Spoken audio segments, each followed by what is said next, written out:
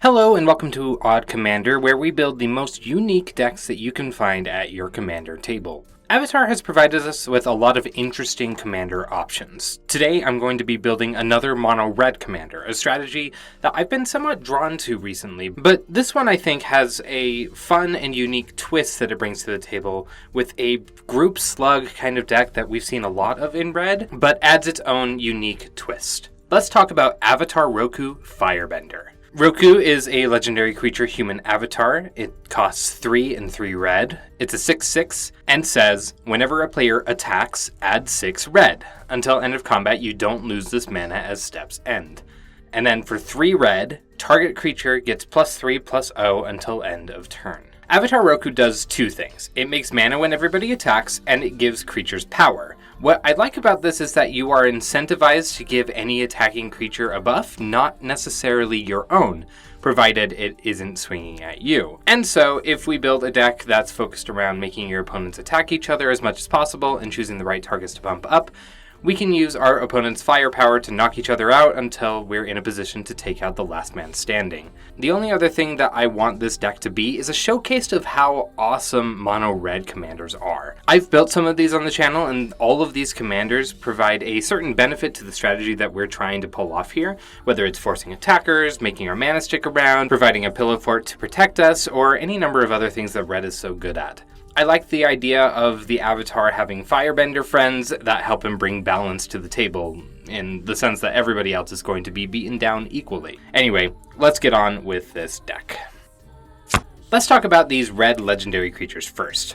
Alexios, Deimos of Cosmos, is a fun creature that gets passed around and attacks each combat at someone other than you. Roku can pump him up even more if need be, and this ensures that we're getting our attack trigger every turn.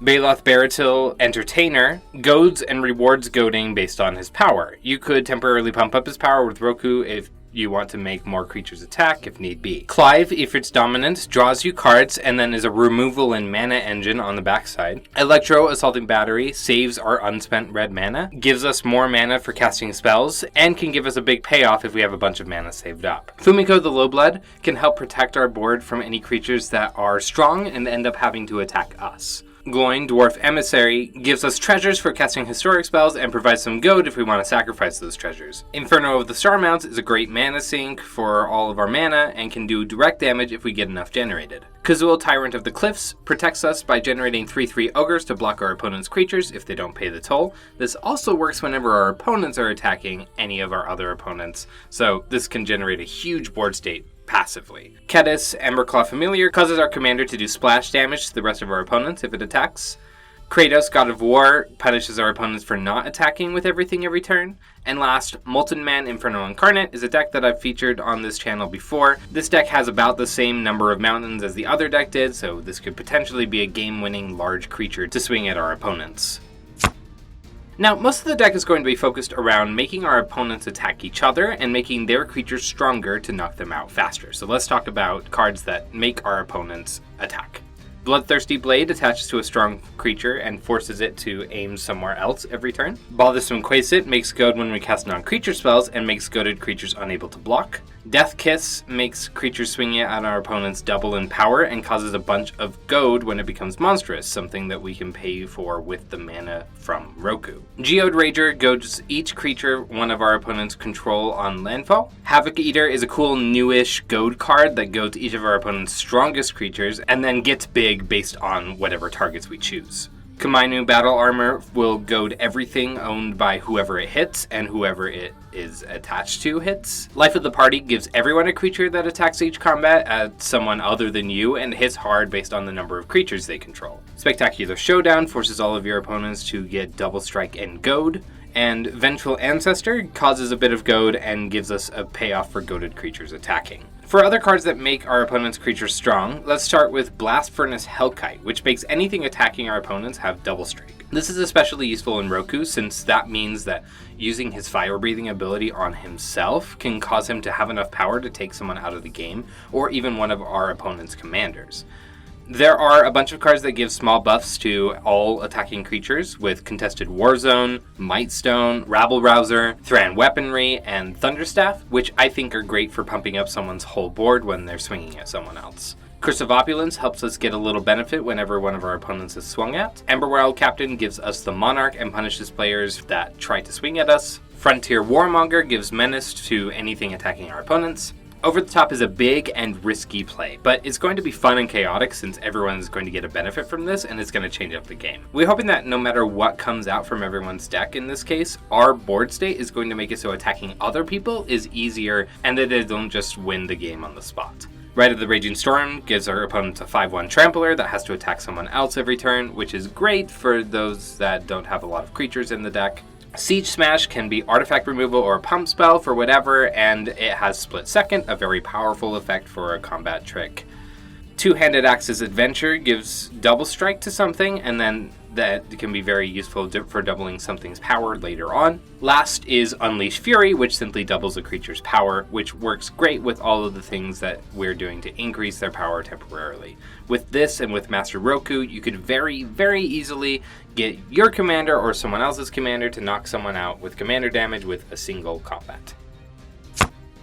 Now, Roku's ability gives us mana for combat, so we want to do a bunch of things that can be done during combat to spice things up. So those come in two forms, instant speed effects and activated abilities. For instant speed, we have Vidalcan Orrery, Emergent Zone, and Winding Canyons to give things flash, but let's look at the rest of the tricks that we have up our sleeves. First, we have Big Score, Commune with Lava, Laughing Mad, Thrill of Possibility, and Unexpected Windfall, all giving us card advantage, as well as some treasures on some of them. Valakut Awakening lets us cycle through some cards, and Solstice Revelations is kind of a discover that only cares about mountains, but it can also be flashed back, which is nice for combat as well. Chaos Warp serves for some interaction as well as Delayed Blast Fireball, one of my favorite board wipes. Electro Dominance does a lot of damage, and then it lets us cast something from our hand for free, ignoring timing restrictions. And last, Price of Progress does some surprise damage to each player based on the number of non-basic lands they control, further progressing people's life totals into nothing.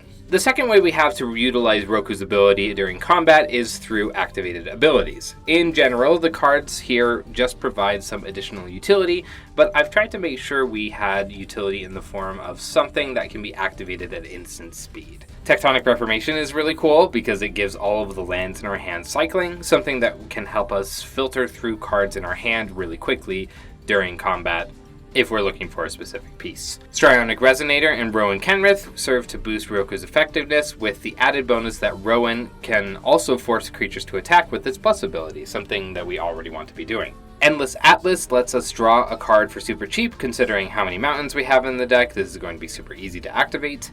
Horizon of Progress lets us put lands from our hand onto the battlefield tapped, and that's at instant speed as well. War Room is a great card draw engine in a monocolored deck, and Staff of Domination gives us a ton of options for things that we can spend our mana on, and can usually untap itself to give us even more abilities on future turns. Last, we've got some relevant ramp pieces. Throne of Eldraine is here, mostly because it's just great at doing the monocolored ramp thing. Caged Sun will boost our mountain's effectiveness.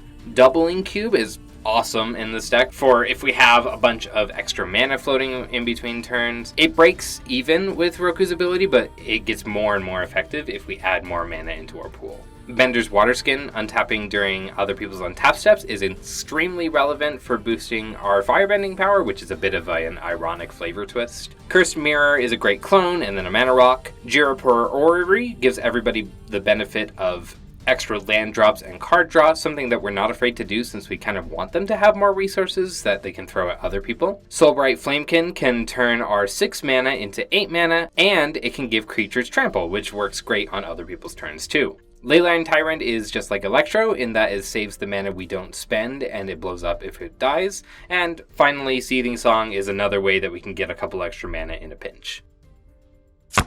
This deck showcases the might of red, doing crazy things during combat and pitting our opponents against each other, turning every game into a pit fight that we're rigged to win. I love this build and I hope to build it and play it soon.